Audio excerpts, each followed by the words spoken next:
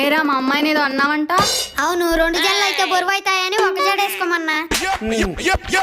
అది కూడా తప్పేనా? ఒరే తింగరోడా, ఒక్క జడేసినా 2 జల్లేసినా అదే జుట్టు కదరా. అవును కదూ. సర్లే వదిలి. ఏంట్రా వదిలేసేది? ఇకపై మా అమ్మాయితో మాట్లాడకు. నీ వల్ల మా పిల్లలు ఇబ్బంది పడుతున్నారు. ఎందుకంటే ప్రధానికి అలా అపార్థంగా మాట్లాడతారు?